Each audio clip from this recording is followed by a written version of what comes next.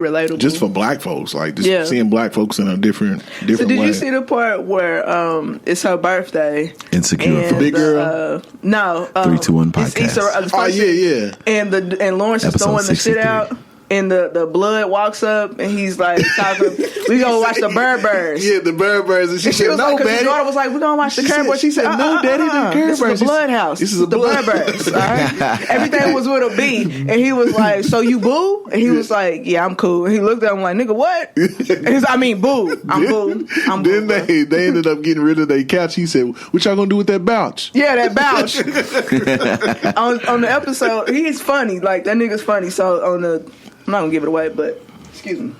Yes, she is, y'all. Yes, she is. Season 2, episode 1. Insecure. The blood guy. I don't know I can't remember his name, but he comes. He's like, "What y'all want some bumpany?" And then like his homeboys is like trying to take over the aux cord, and he was like, "I'm about to connect." Not connect. I'm about to connect.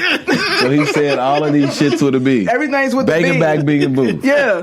These niggas say I want some bumping. I'm about to connect. And I was like, connect though? Like that was like it's so hard to think about trying to put the B's in front of the B's where the C's used to be, and then like the neighbor comes up and she's like, can y'all turn that music down? He said, and she was like, can you turn the music down? People got kids. He said, I got kids too, bitch, turn up. I said, oh shit. Damn. Bitch, fucking kids, turn up, let's go. Plus shout out to Amanda Seals on her too. Mm-hmm. I remember her from My Brother and Me back in the day. Yep. Damn, I don't remember. She was like the little annoying. She was the sister's friend. Yeah. I don't know. I gotta see y'all. Amanda Seals does it all though. She's she DJs too. Yeah, I didn't even know that. Like she do it all. DJs, personality. I seen her in like a tobacco commercial the other day. Like she is doing it all. Did y'all go see Girls Trip? I haven't seen that yet.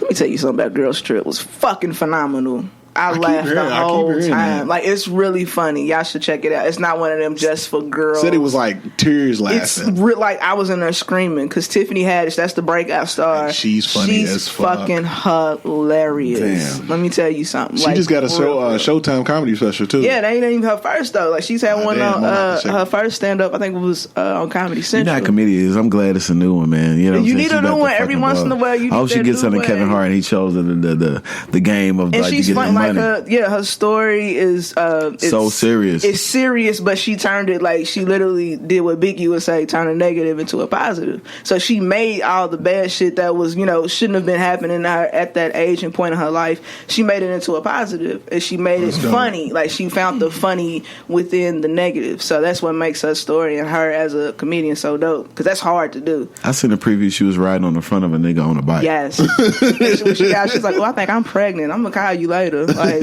she was, if I was any character in the movie, it'd probably been her because she was that fucking funny, and I know how I am. Oh shit, Red! I know how I am. Tiffany Red Haddish. No, she got. How was Queen Latifah and Jada Pinkett in it? I mean, they dope. I mean, they seasoned vets, so it ain't nothing new. It's I think the star of the movie is Regina Hall, though. I think that's like based it around her and her friends. It's crazy to see how her career is kind of translated. She's getting I like the way she talks. Regina Hall? I like to hear her voice. Yeah, she's fine. She's fine. Stand in the motherfucker. Like a motherfucker. Man, I've been trying to go see Spider-Man. That shit ain't about that. Hey, let's go. Man, I've been trying to go. I try to catch it on the Fire Stick. It's not a good quality, so. Oh shit! I gave up on the Fire Stick. I did too. Randomly, I was in Wind Down Wednesday. Shit is just random shit. This is a random fucking show. Oh, this is a random I looked to my left show. and my speakers were smoking, y'all. I said, Damn. Fuck. Like, we were so turned. I was just like, yes, nigga. I'm looking, I'm like, oh, and I looked, I'm like, but I can't worry about it. Shake that ass. Man, I looked and I was like, man, fuck it. I just try to play it off and take it off the pole and shit. How you gonna DJ and try to play it off? And nigga just looked at me and said, you want me to take it off? I was like, yeah, take it off. I had to hook up some other shit in between while I was DJing and shit. But I'm like a thrifter, y'all. I like going to thrift stores. I've been off and I went to like 10 pawn shops, y'all, randomly. This is my thing that I do. The secretness of DJ Z Nice. I like going to pawn shops. Get inside of Z Nice. Yeah, would you get? But I go see. This is the logic behind me going to pawn shops. The DJ equipment costs so fucking much. And we're in Louisville, so we don't have so many stores that you can go to. Right. The stores that we can go to, what are they going to do? Charge you an arm and a fucking leg for old shit. Old ass shit. Old shit. Guitar Center is the only spot, and when they don't really, even when they get used shit, it's still like $30 off. Oh, damn. So I bank on crackheads stealing somebody else's shit.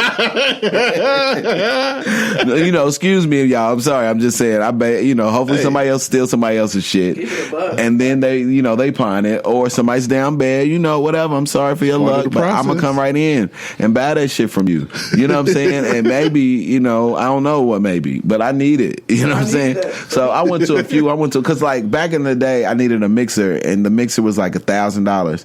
Got it for $375 at a pawn shop. Damn. And I had $75, and I put it on layaway with that $75. And I told my wife my girlfriend at the time, I was like, "Look, I don't want shit else for Christmas, but this mixer." Shouts out to my wife at this moment because, bro, she's bought me a few mixers. She's got me lights, and as much as I be complaining about shit, I'm talking really about it. I can't complain, man. So this, shouts out to you or whatever. But as I was on the marketplace chilling, my nigga, you know what I'm saying, I seen some more speakers. So that's all I gotta say about that. So did y'all on our Instagram page? I believe I posted the Rick Ross interview, the clip of him from the Breakfast Club. What was he talking about? Working with the chicks?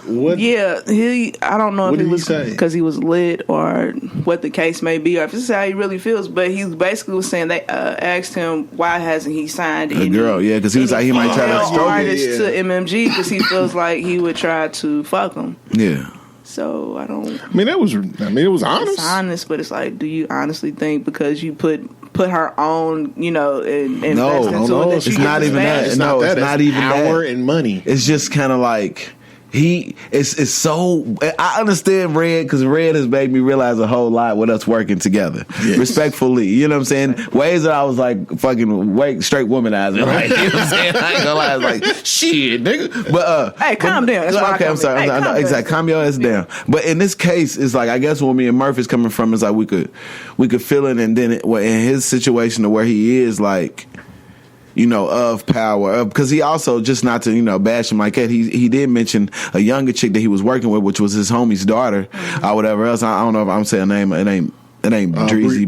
Brianna. Yeah. Brianna. He was like, nah, I wouldn't smash her. You know what I'm saying? That's the homie's daughter or whatever. Yeah, he you know said what I'm saying? Working with working with Trina. So I felt that it was kind of like, but he was like a new one that he's just coming up with, and I don't know. They might be working closely. He might just feels that way. Right. He might can't separate his business. So it's kind of like gotta learn to control himself. True, but if it's like, why put yourself in a position that your vice? It's like, man, I ain't even gonna do it. Right. I mean, I'm gonna stick with this. When you look at it like that, nah, it's like no. But when I look at Rick Ross' interview, when it comes to like morning pause. I'm sorry. Go ahead. I did not like the way he was doing Angela. Exactly. That's why I was going. If you want to take it down, I'm just kind of like chill your fat ass down. That's why I'm going because he's done that. She wasn't even giving you that energy for exactly, you to but you that. try to force that's the problem. He tries to force that energy. Like it'd be different if she was giving you that vibe, then I would understand why you would play on it. Yeah. But she wasn't giving you that at all. She was just, I'm doing my job. Let me see your leg. Right, yeah. And that's why I'm like, like some old ass pervert. I feel like he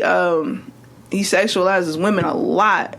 And thinking because of who he is and the, like you said, the power and all that bullshit that he has, that he's allowed to do so. And you're not. That's still sexual harassment regardless of if it's just a chill back interview type situation. You still don't have the right to do so. He's done that with Laura Stiles on Ebro's show because Laura was asking him a serious question. He reached over and just started stroking her cheek, and Ebro was like, "What the fuck are you doing?"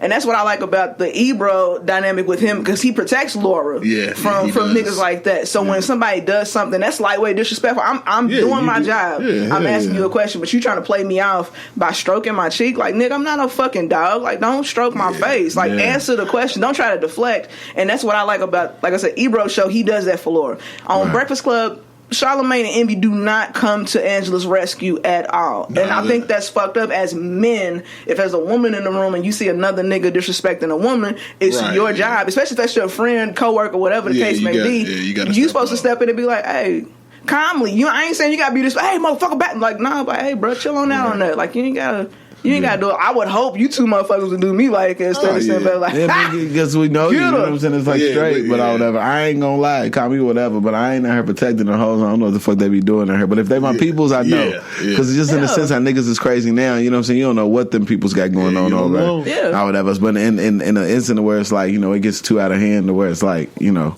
Plus Ross, I don't know what it is. I mean, when he's in interview, man, he seems like a character to me. Like, most definitely. It's not like even like his dialogue and just what he says, it doesn't seem genuine to me. It's just like it's an act for some reason. Like, man, like pull the curtain. Like, who are you for real? Most like, just be yourself. He says that a lot. Most definitely. Yeah, I don't know. It just seems like he tries to be too gangster, I don't know what it is, but just the vibe that I get whenever I see him in an interview. So, like, up there, like, the big interviews, it's like, man, it seems like he's just, like, it's an act or something. It is. Like, it is. He's just playing whatever character he feels like he needs to play to get the people's attention. I don't, as a woman, like, seeing what Angela had to deal with, it's so cringeworthy because you don't want to, especially like where we're at right now, you don't want to in the future have that be, you know, something that you got to deal with. Right. Some man being out extra pushy and trying to push the fact, let me see your legs, and I sign this and I smash and X, Y, and Z. And it's like, she's already established. Right. You can't come to a woman that's already established and think you're going to give her something more than what she already has. Right. So today they asked the question, they had call-ins, and some dude was like lightweight disrespectful, like, come on, you know you fuck Ross. And she was like, for what? I'm established already. Like, I don't need the money. Like, he already got money. She's already, you know, has investments. She has other things that she's doing. Life is good. And she's just not a bird. Like, at the end of the day, she's not new to the industry. She's not trying to get her name. She has her name. Yeah. She already has it out. So why am I going to fuck this nigga and try to think I'm gonna get to another level because I fucked him? Like, I'm not doing that shit. Angela, she's a very pretty girl. Like, as far as on the outside, like, she's attractive, but like her, just the way she is as a person, is kind of seems like she's more attractive on the inside than the outside. It seems like she don't take no shit. With Angela Yee. So. I know that because I know Bernice was on there the other day.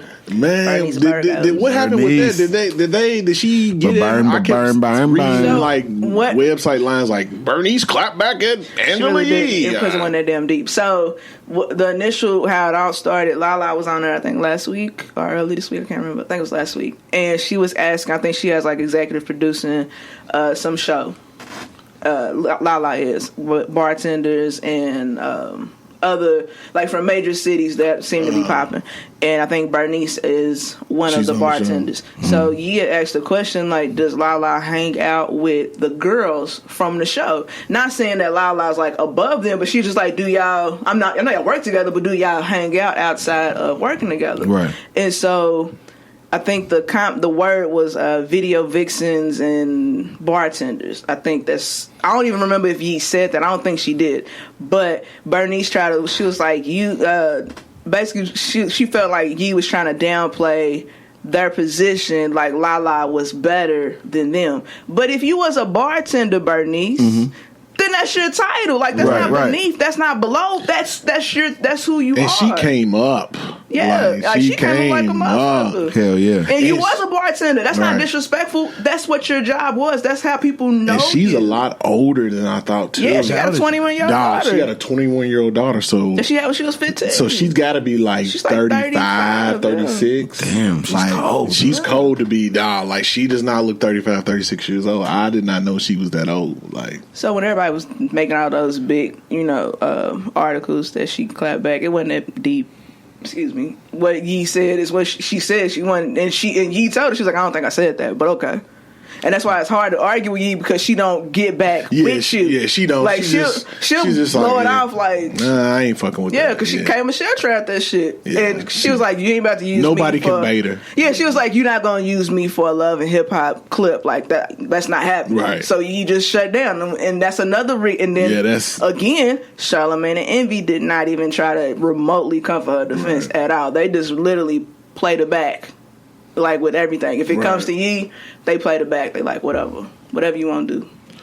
Man, what's up with Drake getting Lil Wayne's tattoo on him? I don't know about that. Yeah. 321 podcast number 63. What's up, y'all? This tattoo game I is don't know lame. about. I mean, do you really want to get that man's face tatted on your? Why, bro? Now, on your bottom bicep? Like, once you get Lil Wayne, now you got to go to the whole hip hop tree, nigga.